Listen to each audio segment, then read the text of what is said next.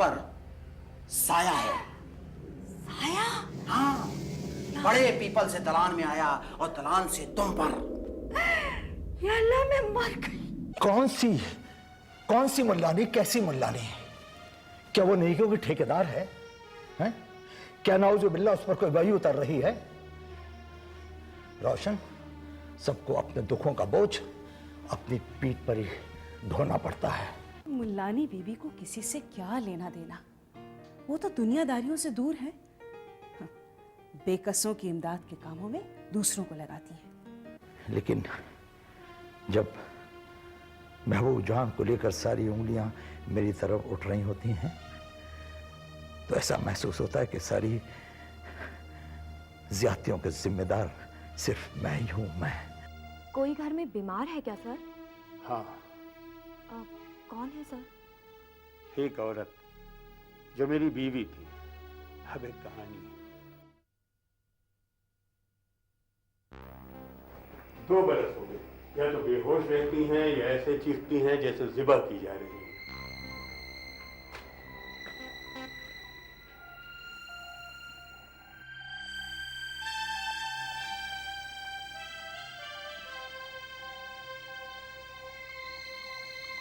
इन्हें क्या हुआ है सर?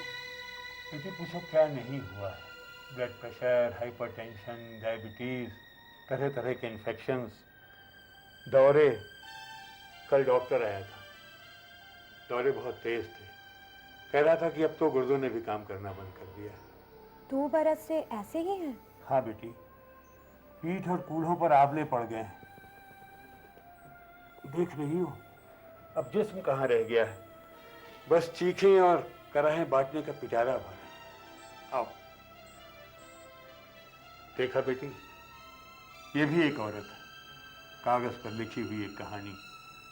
इसे कभी भी हवा उड़ा कर ले जाएगी कि न कागज रहेगा और न कहानी। एक कमरा मेरे घर में भी है सर, उसमें भी एक औरत है। शायद वो भी एक कहानी ही है, किसी कमजोर से पुराने कागज पर लिखी हुई कहानी। उसे भी कोई झोंका कभी भी उड़ा ले जाएगा। कौन है वो? सर मुझे लगता है कि वो कोई औरत नहीं बल्कि एक खौफ है। सर एक बात पूछूं? हाँ। ये कलेक्टिव सबकॉन्शियस क्या होता है? Collective subconscious? जी।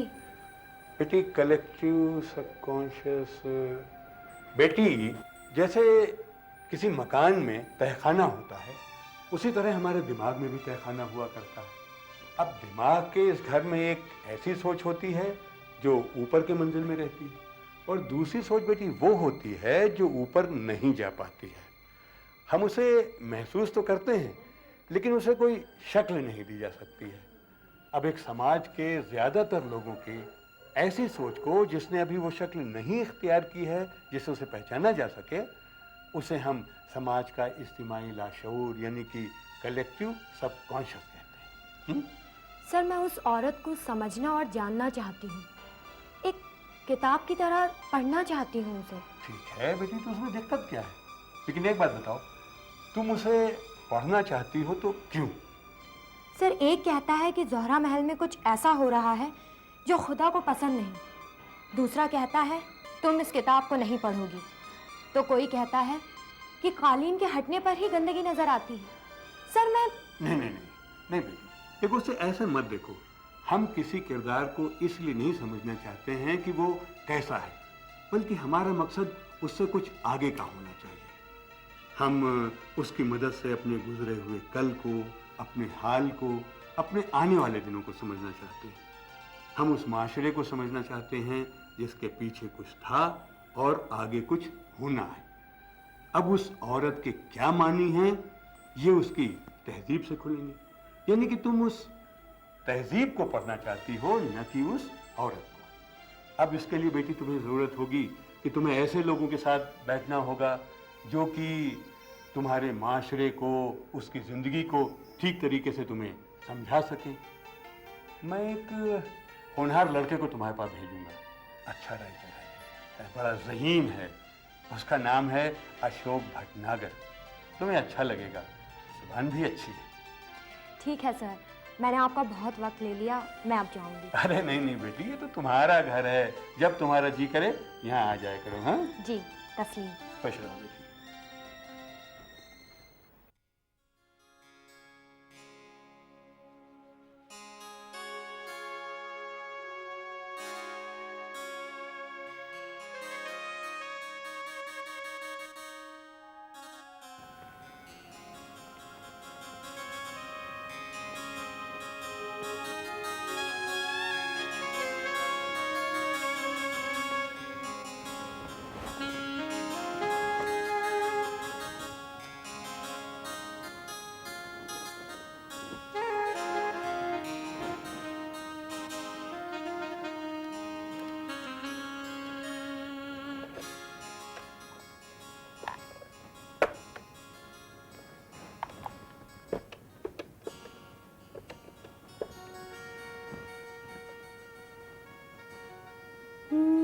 आप कौन बोल रहे हैं?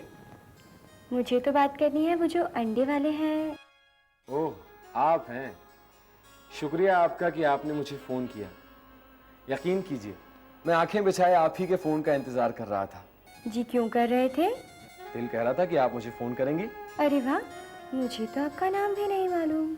तो अब जान लीजिए, मुझे इमरान कहते हैं। आपके खूबसूरत होंठ मुझे इम्मू कहकर पुकारेंगे तो ज़िंदगी संवर जाएगी मेरी। आपको कैसे मालूम मेरे होठों के बारे में? आपने मुझे देखा है? भाई, जिसकी आवाज़ इतनी खूबसूरत हो उसके होंठ कभी बदसूरत हो ही नहीं सकते। अपना फ़ोन नंबर तो इनायत कर दीजिए हुजूर। क्यों? फ़ोन नंबर का क्या कीजिएगा? भाई, दिल परेशान करेगा तो आपको पुकारूंगा। जी नहीं, लोग कहेंगे किसका फ़ोन था? कह दीजिएगा किसी सहेली का फ़ोन था। बताइए ना नंबर। आप तो बड़े तेज हैं। आपकी इस मीठी और सुरीली आवाज़ पर मिटे हैं हम।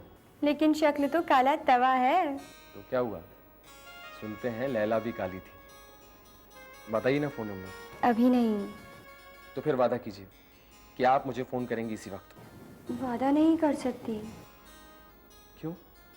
अरे वाह, जूते पड़ेंगे तो क्या आप बचा लेंगे? किसी की मजाल है भाई, जैसे अभी मौका मिल गया है वैसे आगे भी मिल सकता है। बताइए ना फ़ोन नंबर। अच्छा एक बात बताइए। क्या? अपने को दिखा दीजिए मुझे। आवाज़ सुन ली, बस काफ़ी है। मंगल के दिन ठीक 4 बजे हवेली के फाटक के बाहर आकर खड़ा हो जाऊंगा, नीली शर्ट पहनकर। आप आहते में तो आ ही सकती हैं ना? नहीं नहीं। बस एक झलक, बड़ा एहसान होगा आपका। अल्लाह, आप तो पीछे ही पड़ गए हैं। हम तो नहीं आएंगे हाथी में। आप जरूर आएंगे मंगल के दिन ठीक 4 बजे। लेकिन क्यों आए हम? वाह, ये भी खूब रही। जो आपकी आवाज़ पे ही उम्र मिटा है उसे एक नज़र देखना नहीं चाहेंगे आप? ठीक 4 बजे। खुदा हाफिज़। Hello hello hello. अल्लाह, कैसा ढीठ है। ज़ोहरा महल भी दुनिया जैसा। देखिए ना, अगर मैं ये कहूँ कि कुछ बातें तो एकदम साफ हैं, तो गलत नहीं होगा ना? कौन सी बातें? यही कि आप मुझे लेकर इन दिनों खासी मेहनत कर रहे हैं। मेहनत? हाँ, मतलब बार बार फोन ऑन करना, फिर ये दौड़ धूप। हाँ, एक ही तरफ से मेहनत होती दिखाई पड़ रही है। तो एक काम करते हैं। क्या? पहले जरूरी बात तय कर लेते हैं। पूछो कौन सी बात? हम्म? आप मुझे कोई गरजमंद पार्टी वर्कर समझते हैं जिससे दिन रात आपका सामना होता रहता है, या फिर मुझे अपनी राय रखने वाली कोई संजीदा लड़की? पहले ये तय करना चाहती हूँ। बिल्कुल। क्यों? क्योंकि आप बात करते करते कुछ इस तरह से भड़क उठते हैं जैसे मैं कोई मजदूर किस्म की पार्टी वर्कर हूँ जिसे आपने कहीं बैनर लगाने का हुक्म दिया हो लेकिन वो टाल गया हो। ये बात नहीं समीना। हम्म? भड़क जाता हूँ तो कोक भी तो पिलाता हूँ। यही तो मैं जानना चाह रही थी कि आपके यहाँ कोक का इस्तेमाल किस तरह से होता है। क्या मतलब? मतलब ये कि जब आपको बीवी को घर से बाहर निकालना होगा तो आप कोक की बोतलों का पूरा कैरेट पकड़ाकर निकाल बाहर भी कर सकते हैं। देखो समीना, फिर तुम कहोगे मैं भड़क जाता हूँ। बाद में कोक पिला देता हूँ। ऐसा नहीं है। ऐसा नहीं है तो फिर कैसा है? तुम मुझे अच्छी लगती हो। कोई भी लड़की जवानी में अच्छी लगती है। मेरा ये मतलब नहीं था। फिर ये करेला नीम पर भी चढ़ा है, मतलब 4 पैसे कमा रहा है। देखो समीना, सीधी सादी बात यह है कि मैं अपनी बीवी से कुछ उम्मीदें रखता हूँ, और मुझे आजकल की लड़कियों से डर लगता है क्योंकि वो अपने शौहरों को जूतियों में पहनना चाहती हैं। और इसलिए मैं ये बात साफ साफ बता देना चाहता हूँ कि मैं उन मर्दों में से नहीं हूं। मेरी पब्लिक लाइफ है। वो औरतें जो सियासत के ग्लैमर की कशिश में नेताओं के साथ चुपके चुपके तस्वीरें खिंचवाती हैं, जिन्हें खुद को ही नुमाया करने की धुन है, दीवानगी की हद तक लगन है, ऐसी औरतें मेरे आसपास बहुत घूमती हैं। ऐसी औरतों की रेलम पेल देखकर मुझे हर लड़के से डर लगने लगा है। उन्हें शो बिजनेस चाहिए, शौहर नहीं चाहिए। और समीना, मैं शौहर बनकर बीवी को कबूल करना चाहता हूं। फोटोग्राफर बनकर नहीं कि चले जा रहे हैं मैडम, ये तस्वीर लीजिएगा, ये घर पर आइएगा, कार में बैठी और वो गई। ये कितनी अच्छी बात हुई ना कि अभी तक आपको कोक की जरूरत नहीं पड़ी। मेरे ऊपर चढ़े मुलम्मे को खुरचने के बाद तुमको जो जो खतरनाक नजर आया उस पर बात करो ना। मैं ये देखना चाहता हूं कि तुमको कौन सी बात खतरनाक लगी। और हाँ, इस वक्त मैं किसी पार्टी वर्कर से सियासत नहीं कर रहा हूं, बल्कि मैं उस लड़के से बात कर रहा हूं जिसे मेरी बीवी बनना है। समीना, हर आदमी का एक मिजाज होता है, मेरा भी है। और अगर मेरे भड़कने पर तुम कोक नहीं पीती तो आइसक्रीम खा लेना। वैसे भी जलता हुआ तवा थोड़ी देर में तो ठंडा हो ही जाता है ना। आई सी, आइसक्रीम, तवा, लगता है काफी तैयारी से आए हैं आज आप। और तुम क्या करती हो? तुम भी तो तवे को छूने के लिए उसका ठंडे होने का इंतजार करती हो। इस बात को कहने के लिए कि पार्टी के दफ्तर और जाती जिंदगी में क्या फर्क होना चाहिए, मुझे ही करने की क्या जरूरत है? क्या अपनी वालिदा के डर से किसी से बताना चाहिए कि मैं सियासी आदमी हूं? जब चाहूंगा घर आऊंगा, जब चाहूंगा नहीं आऊंगा। कभी मेरे साथ 10 लोग खाना खाने आ सकते हैं और कभी हो सकता है मैं हफ्तों खाना ना खाऊं। जिससे चाहूंगा झूठ बोलूंगा, जिससे चाहूंगा सच, ख्वाह वो मेरी बीवी क्यों ना। वाह जनाब वाह, आज का मंच तो आप लूट ले गए। अब किसी दिन इस खादिमा को भी मौका दीजिए, इनायत होगी आपकी। मुझसे इस कदर सख्त उर्दू में बात ना किया करो, ये सब उर्दू सेमिनारों में पिलाया करो। और अब देखो, जितना बोलना है बोलना, लेकिन उसके बाद क्या? किसी अच्छे होटल का नाम सोच रहा था। अच्छा होटल? जाहिर है कि जब तुम भड़कोगी तो मैं कोक पिलाऊंगा, और अब की कोक से काम नहीं चलेगा। अब की तो अपनी तनख्वाह के पैसे से किसी अच्छे से होटल में डिनर करवा देना। मुझे होटल के खानों से चिढ़ है। और मुझे घर के खाने अच्छे नहीं लगते। अब और क्या क्या अच्छा नहीं लगता, सब एक ही दिन में कहाँ पता चलता है। खैर, मौसम काफी ठंडा हो रहा है, चलिए चलते हैं। डिनर पक्का? कह नहीं सकती, आसमान साफ रहने पर मुनस्सिर है। आसमान साफ रहने पर क्या है? मुनस्सिर है। ये क्या होता है? अब आप कहेंगे कि शौहर को उर्दू पढ़ाना भी बीवी की जिम्मेदारी है। चलिए।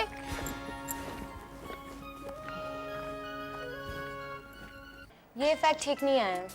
ठीक है, हम चेंज कर देंगे। अच्छा, इसमें बाकी के शॉट्स हैं, इसे लगाइए जरा।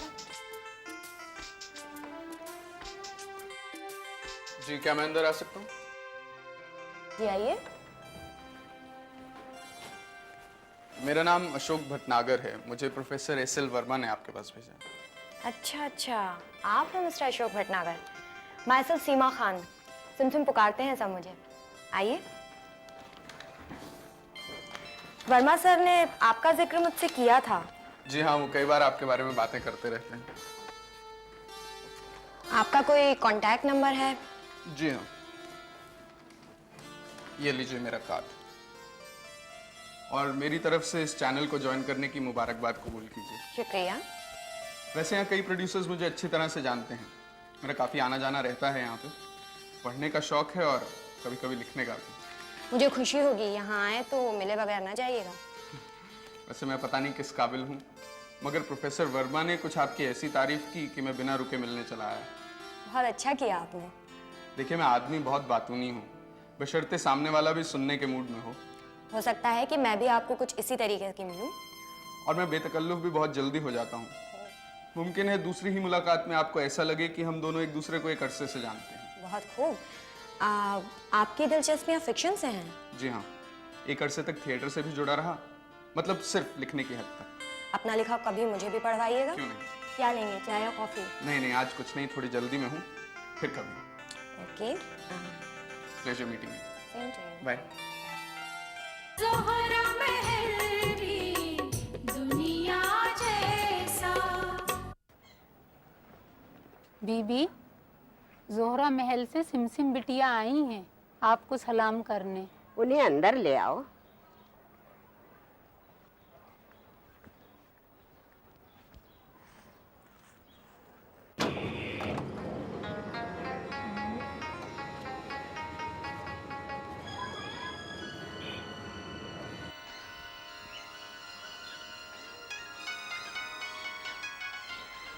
जी तस्लीम। जीती रहो बेटी। आपने मुझे पहचाना? बेटी, जोहरा महल इधर कई बरसों से मेरा जाना नहीं हुआ। कई बरस पहले किसी जनानी तकरीब में गई थी, लेकिन वो भी थोड़े से वक्त के लिए। कहीं तुम रोशन जहाँ की बेटी तो नहीं हो? जी, मैं उन्हीं की बड़ी बेटी हूँ। अच्छा अच्छा, कैसी हैं तुम्हारी वालदा? जी वो ठीक हैं। वो तुम्हारी छोटी मुमानी आमना है ना? जी बीबी। हाँ, वो तो आ जाती हैं मेरे पास। वो एक गरीब लड़की मैंने उनके पास भेजी थी। जी हाँ, वो आई थी। आजकल बाबा के यहाँ गांव गई हुई है। अच्छा, अल्लाह सबको खुश रखे। बेटी, कैसे आना हुआ?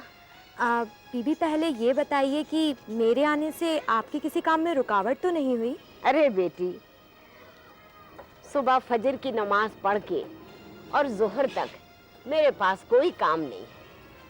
बीबी माफ़ कीजिएगा, मैं आपको अभी तक वही समझी थी जो आम औरतों में मशहूर है। लेकिन जब मैंने आपके बारे में एक मैगज़ीन में ये भी पढ़ा कि आपकी वजह से कुछ बहुत अच्छे समाजी काम भी हो रहे हैं, तो मेरा जी चाहा कि आपसे मिलूं। बेटी, बुजुर्गों की तालीम है कि अल्लाह की इबादत दो तरह की होती है। एक तो रोज़ा और नमाज वगैरह जो लाजमी है, यानी करना ही करना है, और दूसरी तालीम वो है जिसकी कोई हद मुकर्रर नहीं है, और वो तालीम अल्लाह को लाजमी तालीम से ज़्यादा पसंद है। अच्छा? हाँ, और वो है दूसरों से मोहब्बत करना और लोगों को राहत और आराम पहुंचाने के काम करना। बीबी, मुझे एक टीवी कंपनी में मुलाजिमत मिली है। अच्छा? और मैं चाहती हूँ कि अपनी समाज की औरतों की भलाई के कुछ काम करूँ। बहुत नेक ख्याल है, अल्लाह तुम्हारी मदद करे। बीबी, मैं चाहती हूँ कि आपके पास बैठूं, इसलिए नहीं कि आप अल्लाह वाली मशहूर हैं, बल्कि इसलिए कि आप लोगों को बेसहारों की खिदमत के लिए तैयार करती हैं। बेटी, मैं हुई या तुम, हमारी अकेली ज़ात को हज़रत अमीर खुसरो ने इंसान सगीर कहा है, यानी छोटा इंसान। और ये जो दुनिया में इंसानियत फैली है, इसको इंसान कबीर यानी बड़े इंसान का नाम दिया है। बेटी, हम इसी इंसानियत यानी बड़े इंसान के खून का एक कतरा है। अगर ये कतरा गंदा हो गया तो सारी इंसानियत गंदी हो जाएगी। बीबी, जिसको मैं थोड़ा बहुत जानती हूँ वो मेरा अपना समाज है, और इस समाज में जिसको मैं ज़्यादा जानती हूँ वो औरत है। तो गोया मेरी बच्ची, तुम औरत को इंसानियत के जरिए जानना चाहती हो। बेटी, औरत इसी इंसानियत के खून की एक बूंद के सिवा कुछ नहीं। बीबी, औरत के बारे में एक आम ख्याल बहुत दिलचस्प है। वो क्या? औरत को समझना बहुत मुश्किल है, वो एक छुपा हुआ राज है। तुम्हारा भी यही ख्याल है? आपका क्या ख्याल है? मैं तुमसे पूछती हूँ, क्या औरत अल्लाह के कुंबे से बाहर की कोई चीज है? वो कुंबे से बाहर कैसे हो सकती है बीबी? तो क्या तुम्हें नहीं लगता कि औरत एक छुपा हुआ राज नहीं, उसे छुपा हुआ राज बनाया गया होगा? किसने बनाया होगा? मर्द ने? बेटी, ये सवाल बड़ा मुश्किल है और जवाब भी आसान नहीं, क्योंकि जिस पर इल्जाम रखोगी वो भी अल्लाह के कुंबे से बाहर नहीं। बीबी, मेरे लिए ये सवाल बहुत जरूरी है। बेटी, क्या जवाब भी आज ही जरूरी है? जी नहीं, मगर मैं चाहती हूँ कि इस पर आपसे बात करूँ। यही तो मेरी तलाश है। बेटी, अल्लाह इस तलाश में तुम्हारी मदद करेगा। दीदी, एक बात और डरते डरते पूछ रही हूँ। डरते डरते? बेटी, यकीन का सबसे बड़ा दुश्मन डर ही तो है। खैर, पूछो क्या बात है। आपका ख्याल है कि ज़ोहरा महल में कुछ ऐसा हो रहा है जो खुदा को पसंद नहीं? क्या हो रहा है दीदी? वहाँ कुछ छुपाया जा रहा है। क्या छुपाया जा रहा है?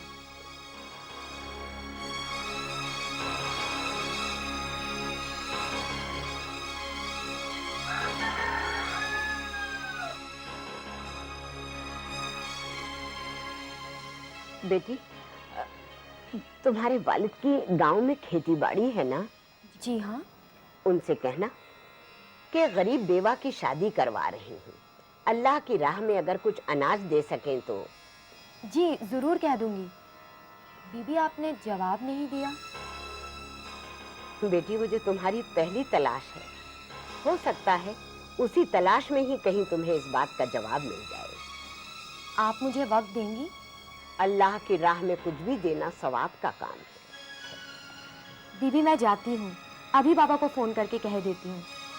आना ज़रूर, मैं इंतज़ार करूँगी। आप इंतज़ार करेंगी? हाँ बेटी। अच्छा, खुदा हाफिज़ बीबी। खुदा हाफिज़, जीती रहो। माँ दुखियारी क्या करे,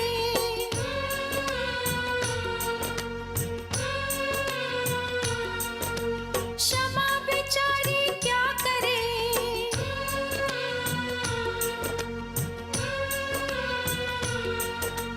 जब तक जलना